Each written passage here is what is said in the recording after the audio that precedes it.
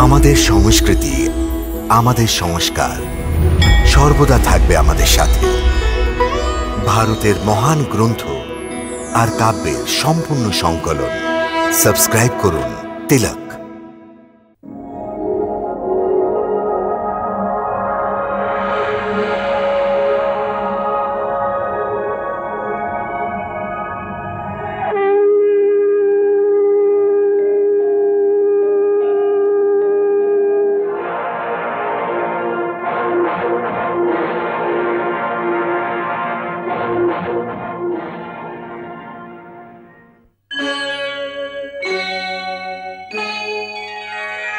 कृष्णा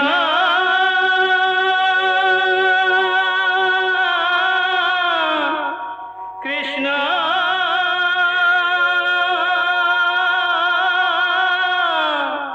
हरे कृष्णा हरे हरे।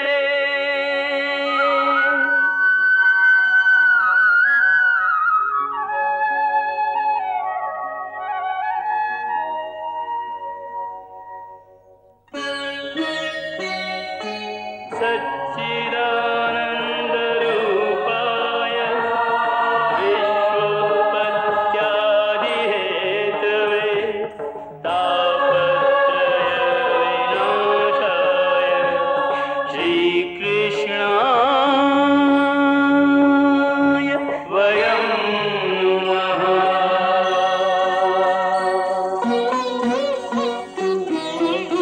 श्रीकृष्ण गोविंद हरे मुरारे, हे नाथ नारायण वासुदेव। हरे कृष्ण राधे राधे कृष्ण कृष्ण हरे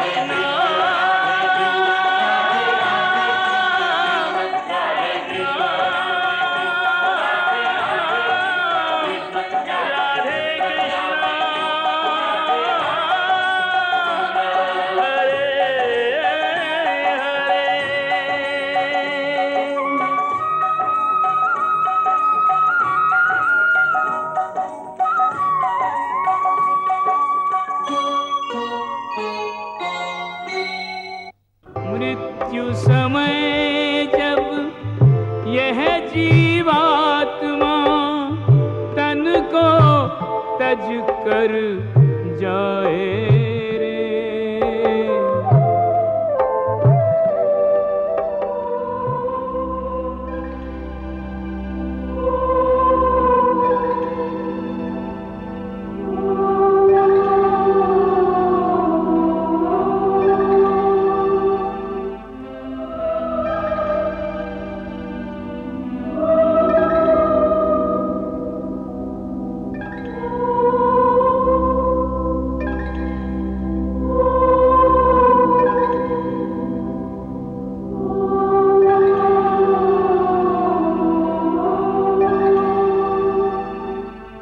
मृत्यु समय जब यह जीवात्मा तन को तज कर जाए रे,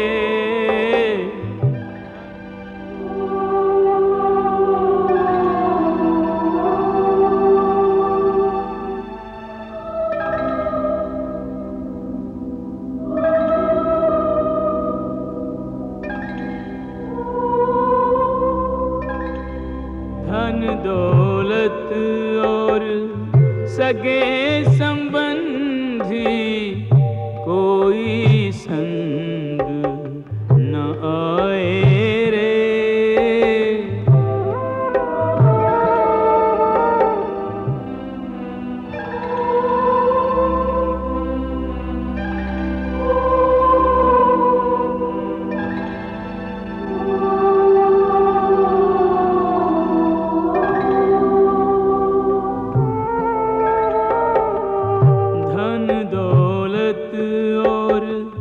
सगे संबंधी कोई संग न आए रे,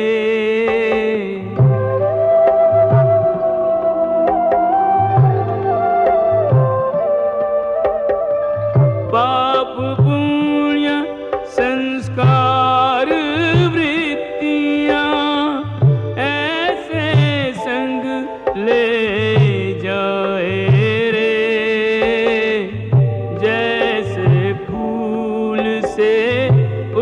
उसकी खुशबू पवन उड़ा ले जाए रे।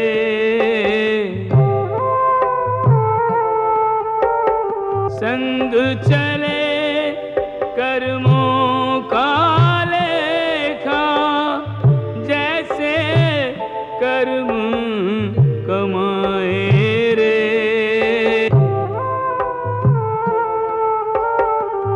अगले जन्म में पिछले जन्म का आप हिसाब चुकाए रे।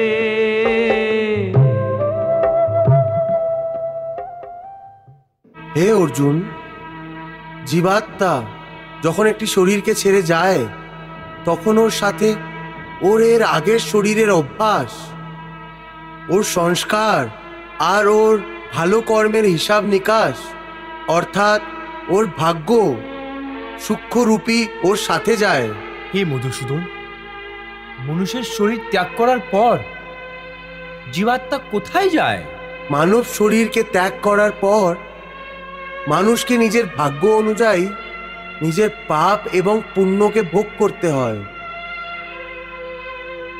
এর জন্য ভোগজনি তৈরি হয়েছে, যা কি দু রকমের, উচ্চজনি এবং নিচজনি। একজন পুণ্য করা মানুষের জীবাত্মা উচ্চজনিতে স্বর্গত থেকে নিজের পুণ্য ফল ভোগ করে।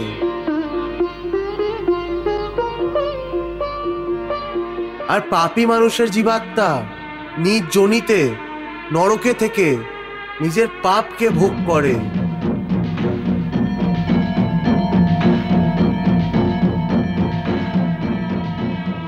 কখনো এরকমও হয় যে প্রাণী স্বর্গ নরকের সূক্ষ্ম দুঃখ পৃথিবী লোকেই ভোগে নেয়।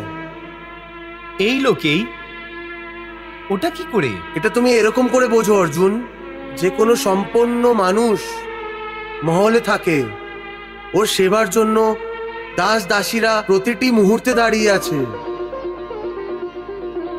ওর একমাত্র একটি জোয়ান পুত্র আছে, যাকেও সংসারে সবচেয়ে বেশি ভালোবাসে, আর সেই জন্য সংসারের সবচেয়ে ভাগ্যশালী মানুষ বলে মনে করে। কিন্তু একদিন ওনার জোয়ান পুত্র কোনো একটি দুর্ঘটনায় মারা যায়। দুঃখের পাহাড় ওর ওপরে ভেঙে পড়ে। সংসারের সমস্ত বস্তু ওর কাছে হওয়ার সত্ত্বেও ও সর্বদা দুঃখী থাকে। আরও মৃত্যুর আগে পর্যন্ত নিজের পুত্রের মৃত্যুর ব্যথা থেকে মুক্ত হতে পারে না।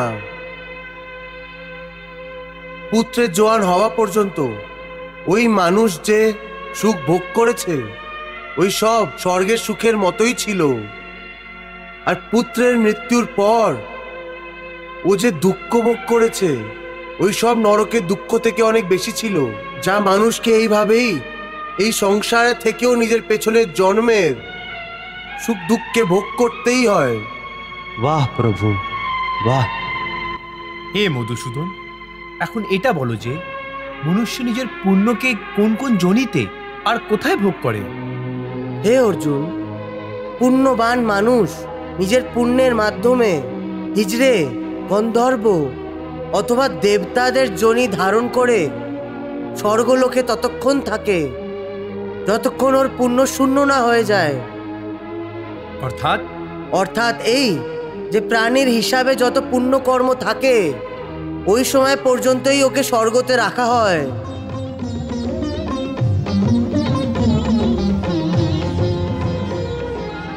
যখন পুণ্য ফলের সময়কাল শেষ হয়ে আসে তখন ওকে আবার থেকে পৃথিবী লোকে ফিরে আসতে হয় আর মৃত্যু লোকে পুনর্জন্ম ধারণ করতে হয়। প্রাপ্য পুণ্যকৃতাম লোকান উষিত্বা শাশ্বতী সমা শুচীনাম শ্রীমতাম গেহে যোগ ভ্রষ্ট অভিজায়তে। কিন্তু স্বর্গলোকে মনুষ্যের পুণ্য কেন সমাপ্ত হয়ে যায়? ওইখানে যখন ও দেব যোনিতে থাকে তাহলে ও অবশ্যই ভালো কর্ম করে থাকবে। ওর এই ভালো কর্মের পুণ্য তো অবশ্যই প্রাপ্ত হবে, না অর্জুন, উচ্চ জনিতে দেবতা হয়ে প্রাণী যে ভালো কর্ম করে,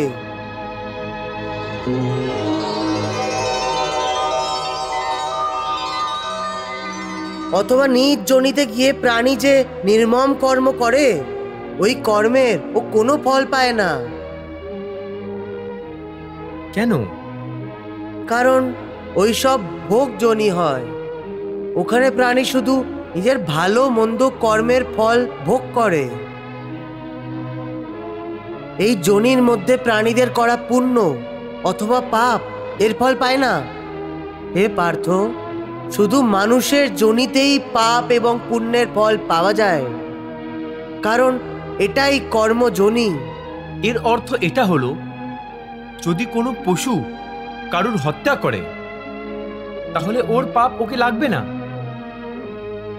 আর যদি কোনো মনুষ্য কারুর অকারণ হত্যা করে দেয় তাহলে পাপ লাগবে। একদম ঠিক। কিন্তু এই অন্তর কেন? এই জন্যে পৃথিবী লোকে সমস্ত প্রাণীদের মধ্যে শুধু মানুষই এমন একটি প্রাণী যাদের বিবেক আছে। ওরা ভালো খারাপ বুঝতে পারে, কিন্তু অন্য কোনো প্রাণী এরকম করতে পারবে না। সেই জন্যই তো যদি সাপ কোনো মানুষকে অকারণে কামড় দেয় আর ও মরে যায়, তাহলে সাপের ওর হত্যার জন্য কোনো পাপ লাগবে না। এইভাবেই সিংহ অন্য পশুদের হত্যা করে, তাহলে ওর ওই পাপ লাগে না। ছাগলের উদাহরণ দিচ্ছি, ছাগল কাউর হত্যা করে না, ঘাস ফুস খায়, এই কারণে ও পুণ্যের ভাগীদার হয় না। পাপ পুণ্যের হিসাব নিকাশ অর্থাৎ ভাগ্য শুধু মানুষের তৈরি হয়। সেই জন্যই মানুষ যখন নিজের পাপ এবং পুণ্য ভোগ করে নেয়, তখন ওকে আবার থেকে মানুষের জনিতে পাঠিয়ে দেওয়া হয়। ते तम भुक्त्वा स्वर्ग लोकम विशालम क्षीणे पुण्ये मर्त्य लोकम विशन्ति एवं त्रय धर्मम अनुप्रपन्ना गतागतम काम कामा लभन्ते। অর্থাৎ দেবতাদের জনিতে যে মনুষ্যরা থাকে, ওরা নিজের শোক ভোগ করে স্বর্গ থেকে ফিরে আসে। হ্যাঁ, আর মানুষের জনি প্রাপ্ত হবার পর আবার কর্ম করে, আর এইভাবে সর্বদা জনম মৃত্যুর কষ্ট ভোগ করতে থাকে। হে মধুসূদন, এমন কোনো স্থান নেই যেখান থেকে ফিরে না আসতে হয় আর জন্ম মৃত্যুর এই চক্র শেষ হয়ে যায়। এরকম স্থান শুধু পরম ধামই আছে, অর্থাৎ আমার শরণে, যেখানে পৌঁছাবার পর কাউকেই আর ফিরে আসতে হয় না। একেই মোক্ষ বলা হয়। না তদ ভাস্যতে সূর্যো না শশাঙ্কো না পাবকঃ यद गत्वा न निवर्तन्ते तत् धाम परमम मम।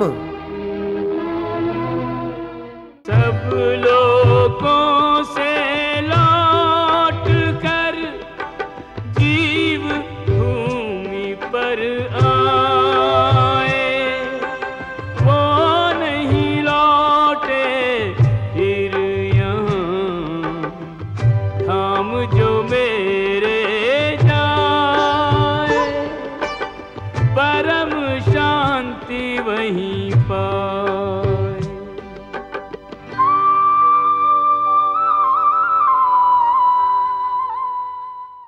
হে অর্জুন, মানুষ জন্মের প্রধান উদ্দেশ্য মোক্ষ প্রাপ্ত করা, আর এই মোক্ষ শুধু মানুষের যোনির মাধ্যমেই প্রাপ্ত হতে পারে।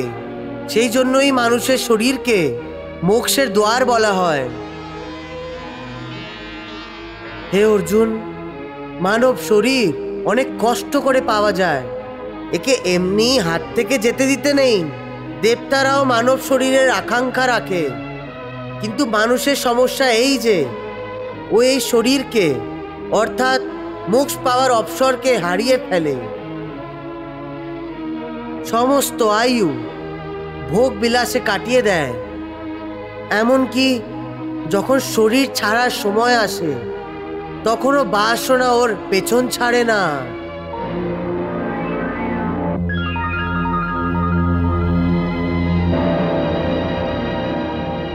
হে অর্জুন, মৃত্যুর সময় যেই বাসনা মানুষের মনে ঘর করে বসে থাকে, ওই বাসনার অধীনেই মানুষের দ্বিতীয় জন্ম হয়। यम यम वापि स्मरण भावम त्यजत्यन्ते कलेवरम तम तमे वैति कौन्ते सदा तद भाव भावितः। প্রভু, ভগবান শ্রীকৃষ্ণ এটা কি বলছেন যে মৃত্যুর সময় মানুষের মনে যদি কোনো বাসনা অথবা কোনো অপূর্ণ ইচ্ছা থেকে যায়, তাহলে মানুষের আগের জন্ম তারই অধীনে থেকে যায়। এর কি অর্থ হয়? দেবী, এই সময় ভগবান শ্রীকৃষ্ণ যা বলেছেন ওটা অত্যন্ত গোপনীয় এবং গুপ্ত জ্ঞান। বরং একে একটি গুপ্ত বিদ্যা মনে করো। যে এই বিদ্যা বুঝতে পারে, ওই প্রাণী অনেক সহজভাবে পরিত্রাণ পেয়ে যায়। আমি বুঝতে পারছি না ভগবান, এই গুপ্তবিদ্যা কি? দেবী, এই গুপ্ত বিদ্যা মৃত্যুর বিদ্যা। প্রভু বলতে চাইছেন যে প্রাণী যেভাবেই তার জীবন অতিবাহিত করে থাক না কেন, শেষ সময় যদিও মনোযোগ দিয়ে শুধু প্রভুর ধ্যান করে যদি শরীর ত্যাগ করে, তাহলে ও সোজা পরম আত্মার চরণে পৌঁছে যায়, যেখান থেকে ওকে আর ফিরে আসতে হয় না।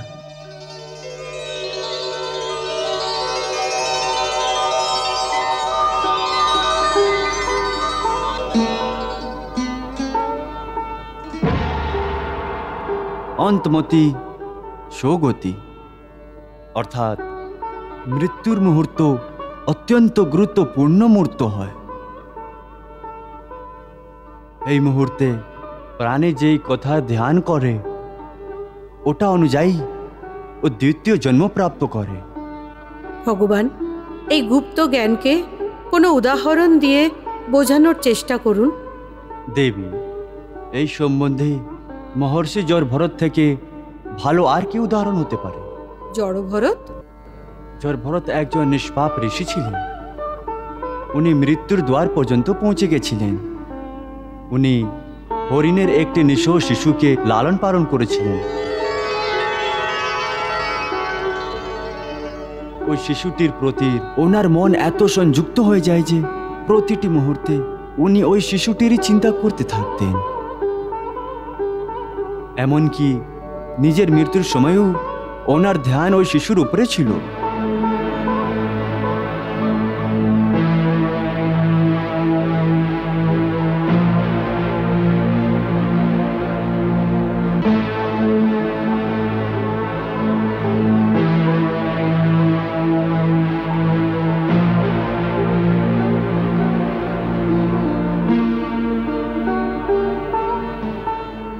বাস অন্তিম মুহূর্তেও যেহেতু ওনার ধ্যান ওই শিশুর ওপরেই ছিল, সেই জন্য আগামী জন্মে উনি হরিণের জন্ম পেয়েছিলেন।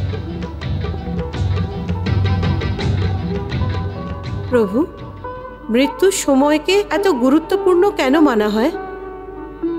দেবী, মানুষের মৃত্যুর সময় পরিত্রাণের সুযোগ আসে। সেই সময় যদি মানুষ নিজের বিধাতার সাথে মিলনের পরিবর্তে ওর মায়ামোহতে পড়ে থাকে, তাহলে এটা বিধাতার অপমানের মতোই।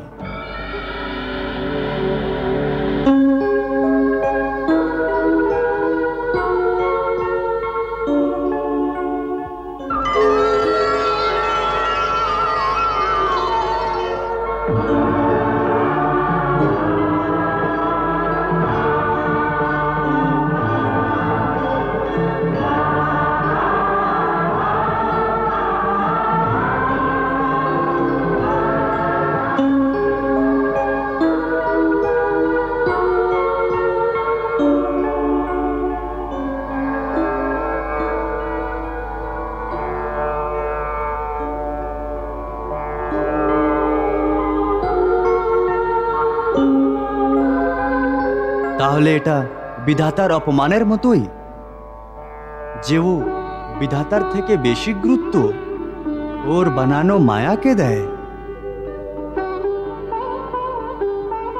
সেই জন্য ও মৃত্যুর পর স্বর্গে যেতে পারে, কিন্তু পরিত্রাণ পাবে না। সেই জন্য দেবী, মৃত্যুর সময় মানুষের সংসারে কোনো বস্তুতে মন না লাগিয়ে শুধু নিজের পরমাত্মার মধ্যে ধ্যান করা উচিত। হে যোগেশ্বর, আপনি আমার অনেক প্রশ্নের উত্তর দিয়েছেন। একটি প্রশ্ন আরো জিজ্ঞেস করতে চাই। শুনেছি যে মৃত্যুর সময় মানুষকে অনেক কষ্ট তুলতে হয়। হয়তো ওই মৃত্যু যুদ্ধভূমিতে কোনো ঘাতক আঘাতের কারণে হোক অথবা নিজের থেকেই হোক। মৃত্যুকে কি সহজ করার কোনো উপায় নেই? হে অর্জুন, প্রশ্ন মৃত্যুকে সহজ করার বিষয় না, বরং জীবন মৃত্যুর চক্র থেকে বের হয়ে মোক্ষ প্রাপ্ত করার হয়। যদি কোনো ব্যক্তি মৃত্যুর সময় এই পদ্ধতি অবলম্বন করে, যেটা আমি তোমাকে বলছি, তাহলে তৎক্ষণাৎ মোক্ষ প্রাপ্ত করবে আর সোজা আমার ধামে পৌঁছাবে। সেই গোপন পদ্ধতি কি মাধব? প্রাণ ত্যাগ করার সময় তার সমস্ত ইন্দ্রিয়র দরজা বন্ধ করে দিয়ে এবং মনকে হৃদয়ে স্থির করে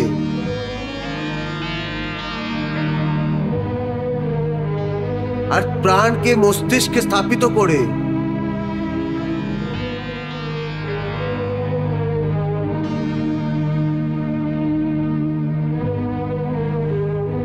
পরমাত্মাকে স্মরণ করে করে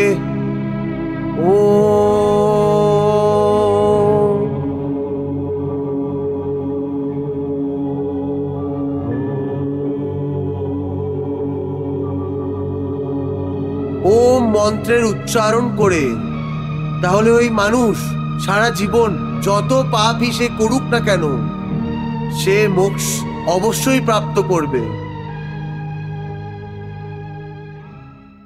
ऐसा दुराचारी पापात्मा जन्मों जिसने पाप कमाए,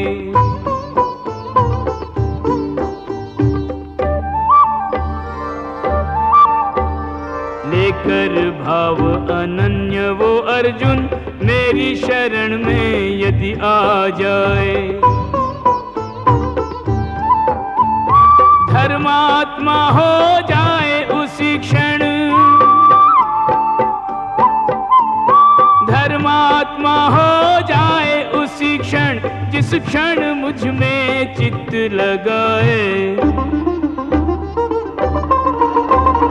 धर्मात्मा हो जाए उसी क्षण, जिस क्षण मुझ में चित्त लगाए, मेरे भक्त का नाश न हो कभी, मेरी कृपा से मुक्ति वो पाए, मेरा आश्रित मेरी कृपा से शाश्वत शांति परम सुख पाए।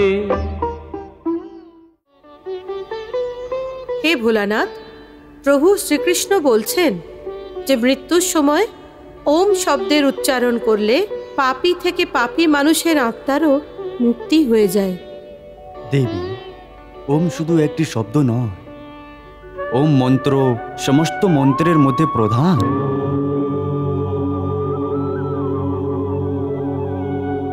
এর মহিমা অসীম।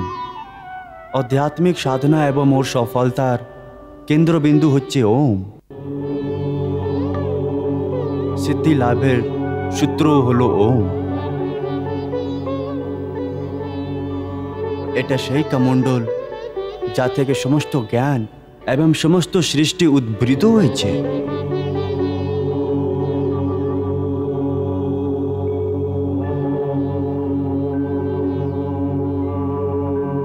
ওমের সাধনা জ্ঞান এবং ভক্তির পথকে আলোকিত করে দেয়, এবং যে জীব তার জীবনে যদি ও ওম জাপ করতে থাকে, তার সুখ সমৃদ্ধি গৌরব এবং বৈরাগ্য লাভ হয়। প্রভু, এই কথা তো মানুষের জীবনের সম্বন্ধেই হয়, কিন্তু সেই মৃত্যুর সময় ওমের উচ্চারণের এত গুরুত্ব কেন হয় যে একজন পাপীর শরীরের শুদ্ধি আর আত্মারও মুক্তিপ্রাপ্ত হয়ে যায়? দেবী, মানুষের শরীরকে ব্রহ্মপুর বলা হয়েছে।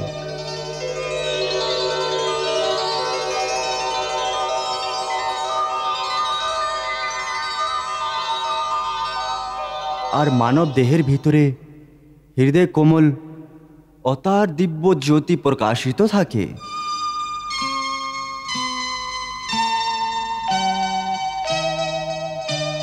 মৃত্যুর সময় যখন মানুষ ওম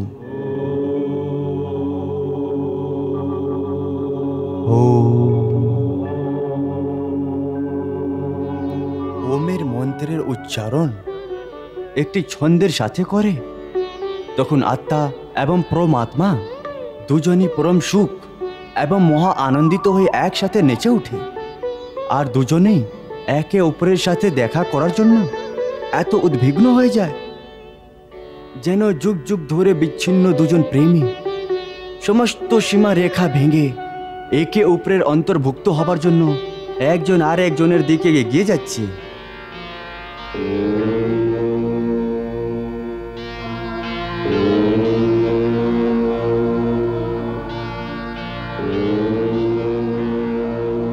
বাহ প্রভু বাহ, আপনি পরমাত্মার সঙ্গে আত্মার মিলনের অতি সুন্দর এবং অনুভূতিপূর্ণ ব্যাখ্যা করেছেন। দেবী, মানব শরীরকে প্রভু মুক্তির দরজা বলেছেন, কিন্তু মানুষ এর গুরুত্বকে বুঝতে পারে না। এই গুরুত্বের কারণে মানব শরীরের রচনাও বিশেষভাবে করা হয়েছে। মানব দেহ একটি ছোট্ট মহাবিশ্ব, যেখানে সমস্ত বিশ্বস্য বাস করে। ব্রহ্মাণ্ড ব্রহ্মলোকের প্রতীক। মানব শরীরে এই ত্রিলোক কি করে সমাহিত হয়েছে প্রভু? মানব দেহে পা থেকে নাভি পর্যন্ত ভুলো,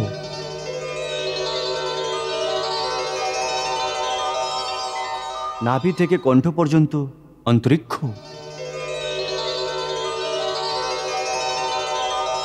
এবং কণ্ঠ থেকে কপাল পর্যন্ত স্বর্গলোক, আর কপালে মহা জনা তাপ আর সত্য লোক আছে। যোগীরা মানব দেহের এই গঠনকে ভালোভাবেই বোঝেন, সেই জন্য ওনার দেহ ত্যাগ করার সময় প্রাণকে আগে ওপর দিকে উঠিয়ে কণ্ঠে অর্থাৎ অন্তরিক্ষে নিয়ে আসেন।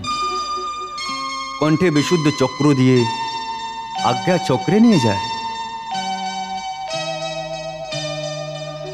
আর এখান থেকে কপালে সারা শরীর স্থাপিত করে। ব্রাহ্মণদের মাধ্যমেই নিজের প্রাণ শরীর থেকে বের করে দেন।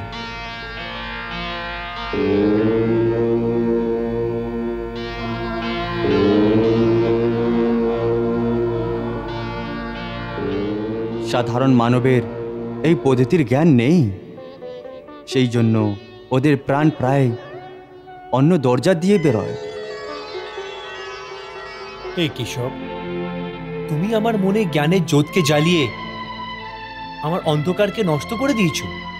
আমার মন থেকে মোহ এবং বিভ্রান্তির সমস্ত পর্দা উঠে গেছে। এখন আমি নিজেকে তোমার সমস্ত আজ্ঞার অধীন করছি। হে অর্জুন, তোমার মুখ থেকে এই কথা শুনে আমার পরম সন্তুষ্টি প্রাপ্ত হয়েছে। আমি প্রসন্ন হয়েছি অর্জুন, অনেক প্রসন্ন হয়েছি। তা সত্ত্বেও যদি তোমার মনে এখনো কোনো শঙ্কা ইয়া অশঙ্কা ইয়া কোনো প্রশ্ন উঠে থাকে। না মাধব, এখন এই মনে কোনো শঙ্কা, কোনো আশঙ্কা, কোনো সন্দেহ নেই। মনে এখন শুধু বিশ্বাস আর শ্রদ্ধা আছে। কেশব, আর আমার কিচ্ছু জিজ্ঞেস করার নেই, কিচ্ছু জানতে চাই না। হ্যাঁ, আমাকে নিজের শিষ্য মনে করে তুমি যদি কোনো উপদেশ দিতে চাও, তাহলে ওই প্রসাদকে পাওয়ার জন্য আমি নিজের মনের থলি খুলে রেখেছি। আপনি যেইভাবে মনে করেন আমাকে সেই উপদেশ প্রদান করুন। সত্যি কি তুমি আমার শেষ উপদেশ শুনতে চাও? হ্যাঁ কেশব, এতক্ষণ যা আমি জিজ্ঞেস করেছি ওটাই তুমি বলেছ। এবার আমি চাই যে আমার প্রশ্নের সীমার ছাড়িয়ে যে আরো প্রশ্ন আছে, নিজের ইচ্ছায় তুমি আমায় বলে দাও। যদি ওই সব জানতে চাও অর্জুন, যা তোমার বুদ্ধি এবং তর্কের বাইরে, তো শোনো। আমার অন্তিম উপদেশ শুধু এইটুকুই যে এখনো পর্যন্ত আমি তোমাকে যে জ্ঞান, কর্ম অথবা যোগ ইত্যাদির শিক্ষা দিয়েছি ওগুলো সব ভুলে যাও। সমস্ত পূজার বিধিকে, সব যোগ সাধনাকে আর সমস্ত ধর্মকে ভুলে গিয়ে শুধু আমার স্মরণে এইভাবে এসো, যেমন কাঁটা ফুটে যাওয়ার পর রক্তাক্ত এবং কাদা মাখা একটি ছেলে কেঁদে কেটে দৌড়িয়ে নিজের মায়ের কোলে আশ্রয় নেয়।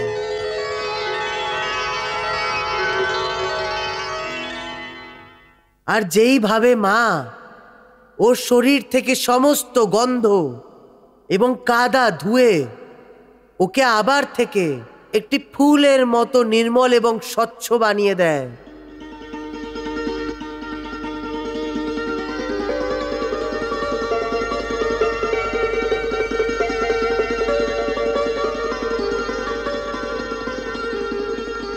হে অর্জুন, ওইভাবেই আমি তোমার সমস্ত পাপের ময়লা ধুয়ে তোমাকে পাপ মুক্ত করে দেব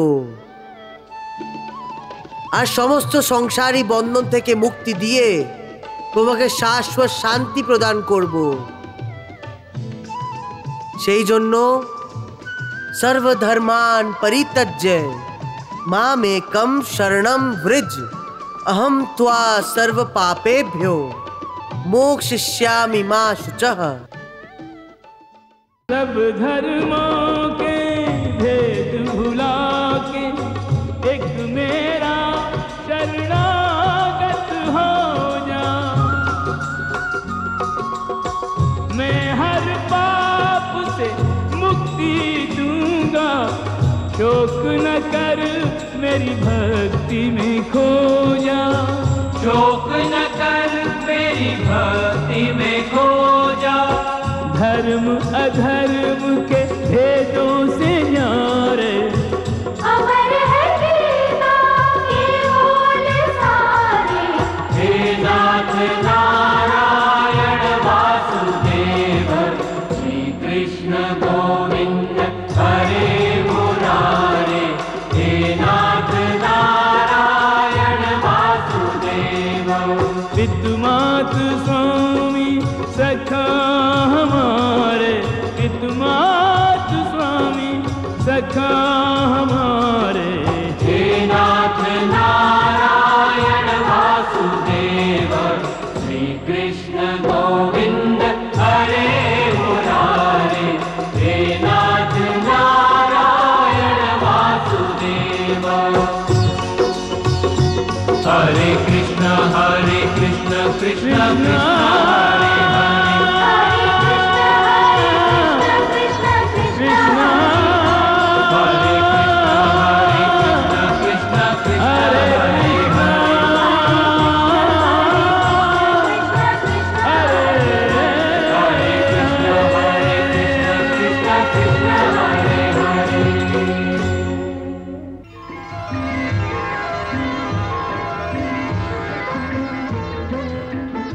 বাহ বাহ প্রভু বাহ। হে ভক্তদের ভক্ত, এই কথা আপনিই বলতে পারেন।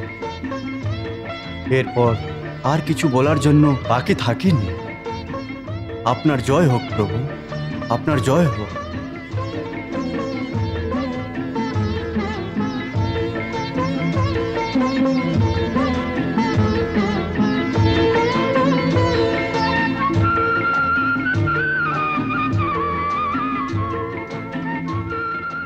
হে কেশব, সমস্ত বন্ধন থেকে মুক্ত হয়ে এখন আমি নিজেকে তোমার শ্রী চরণে অর্পিত করছি।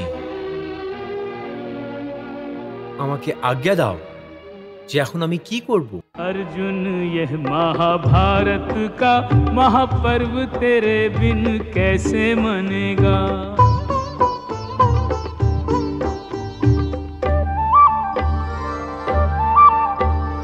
धर्म के युद्ध में मौन रहा तो फिर कब तेरा धनुष तनेगा। तुझ पर लोग हंसेंगे युगों तक, तुझ पर लोग हंसेंगे युगों तक, तू ऐसी अपकीर्ति जनेगा। तुझ पर लोग हंसेंगे युगों तक, तू ऐसी अपकीर्ति जनेगा। स्वर्ग मिलेगा न कीर्ति मिलेगी, केवल पाप का भागी बनेगा। स्वर्ग मिलेगा न कीर्ति मिलेगी, केवल पाप का भागी बनेगा।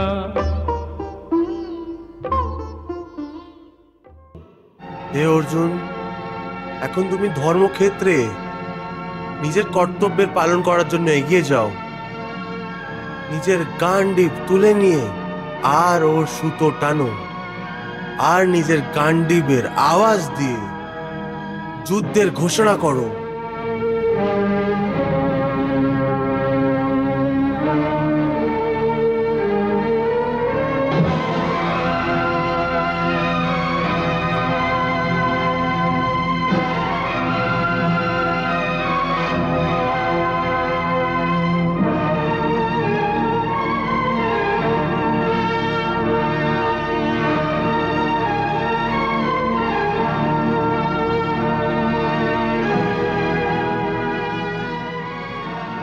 আর মহারাজ, অর্জুন নিজের গান্ডিব আবার উঠিয়ে নিয়েছে।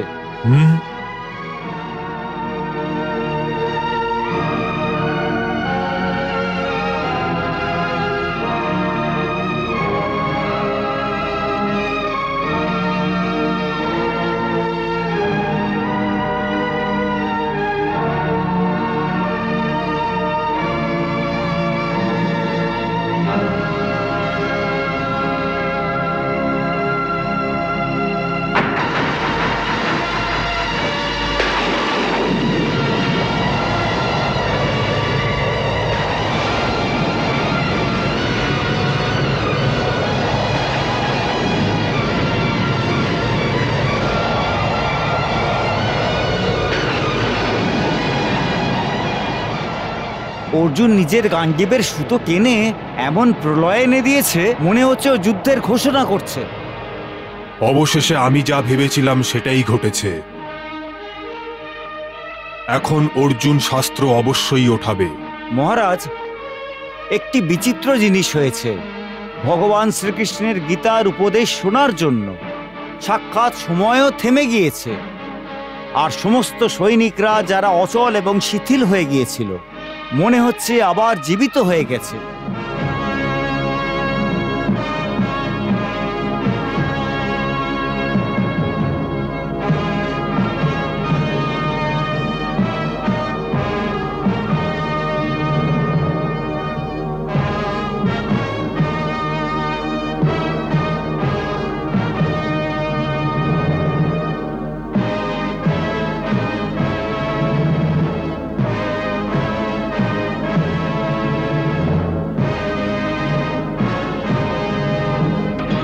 নিদ্রা থেকে হঠাৎ করে জেগে উঠেছে।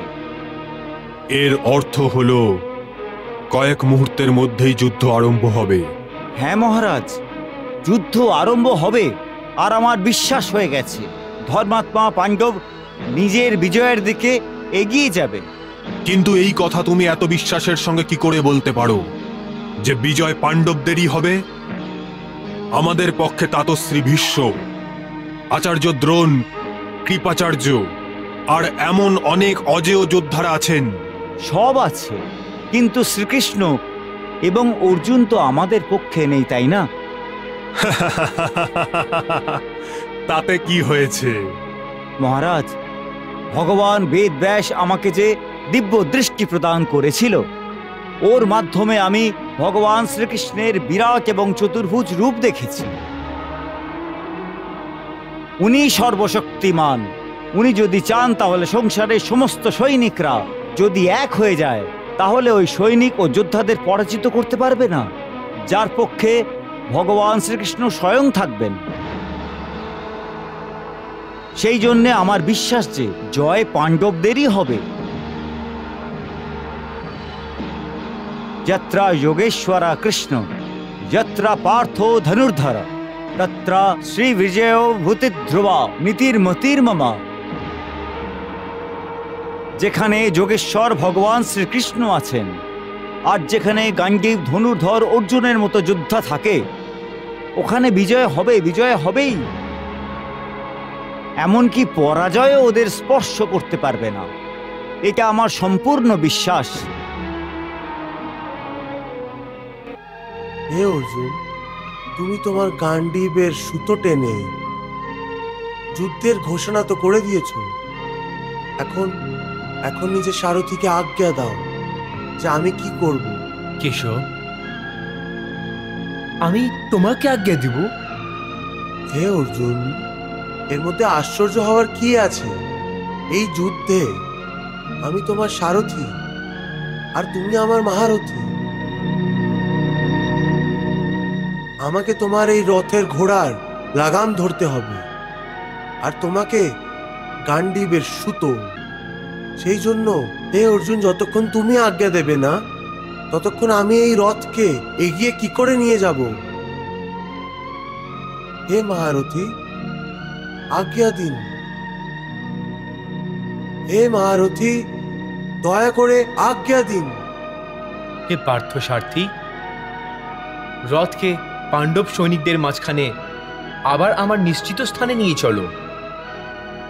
যেটা আজ্ঞা।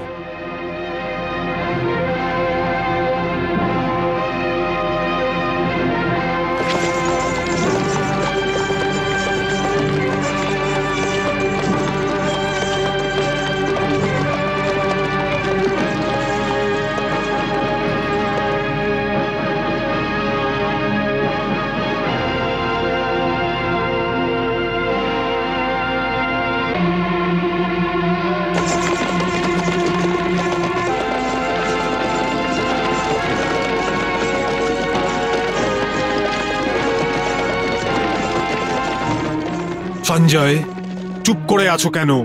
কিছু বলছো না কেন? মহারাজ, চুপ এই জন্য আছি, এখন যুদ্ধ আরম্ভ হবে, ভীষণ সংঘার হবে, কারণ অর্জুন নিজের স্থানে পৌঁছে গেছে আর মহারাজ যুধিষ্ঠির এখন যুদ্ধের জন্য সংকেত দেবেন।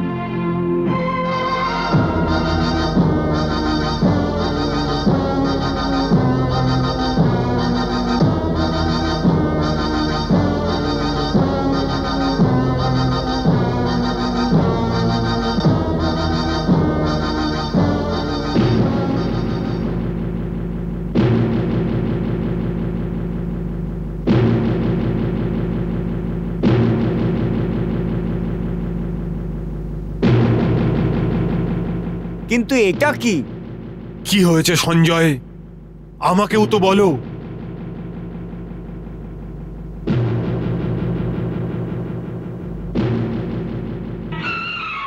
মহারাজ, এটা তো দুর্ঘটনা। দুর্ঘটনা ঘটেছে? কিন্তু কি হয়েছে সঞ্জয়?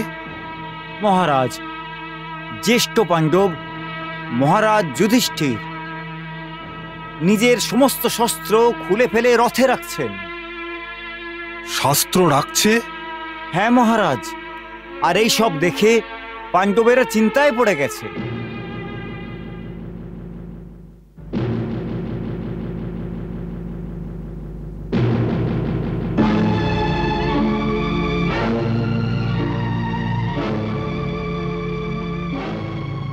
মহারাজ যুধিষ্ঠির এখন নিজের রথ থেকে নেমে কৌরব সৈন্যবাহিনীর দিকে এগিয়ে যাচ্ছেন। কৌরব সৈন্যবাহিনীর দিকে এগিয়ে যাচ্ছে? ভ্রাতাশ্রী, ভ্রাতাশ্রী, এর অর্থ এই যে এখন আর যুদ্ধ হবে না।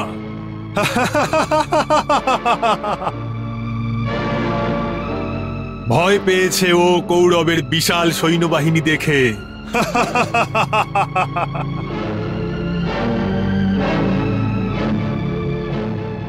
আসলে ও নিজের প্রাণ বাঁচানোর জন্য অবশ্যই দুর্যোধনের কাছে ক্ষমা প্রার্থনা করতে যাচ্ছে।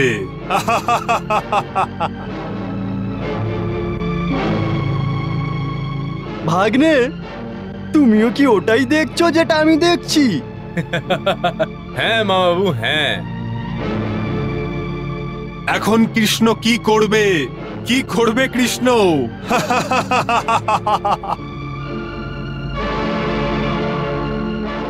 যুধিষ্ঠিরকে নতুন গীতা শোনাবে।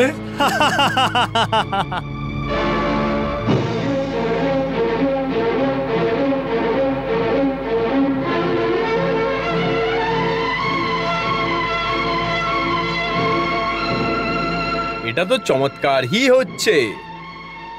যুধিষ্ঠির আমাদের কৌরবদের সম্মুখে হাত জোড় করে আসছে।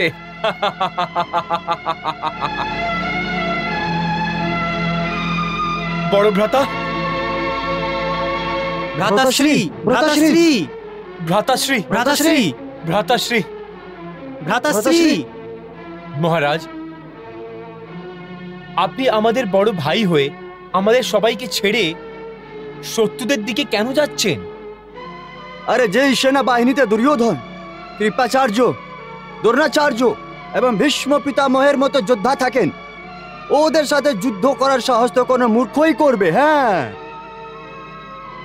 এই যুধিষ্ঠির তো জুয়াও খেলতে জানে না, আর না যুদ্ধই করতে জানে।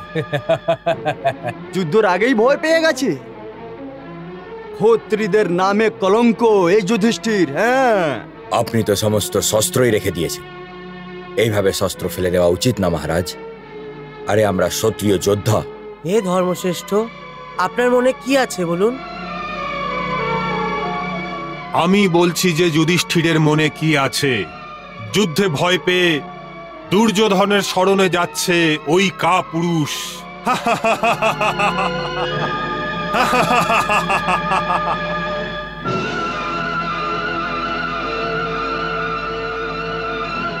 মহারাজ, যুদ্ধ আরম্ভ হওয়ার সময় শত্রুদের আগে হাত জোড় করে এইভাবে যাওয়া উচিত হবে না। এতে পাণ্ডবের সেনাদের সাহস ভেঙে যাবে আর শত্রুদের সাহস বেড়ে যাবে।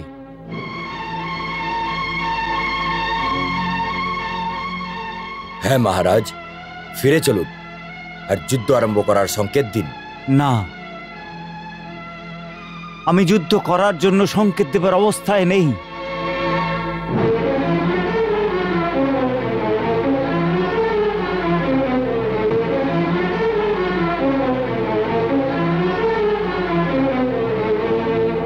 আরে তোমরা সবাই মুখ ভার করে কেন দাঁড়িয়ে আছো?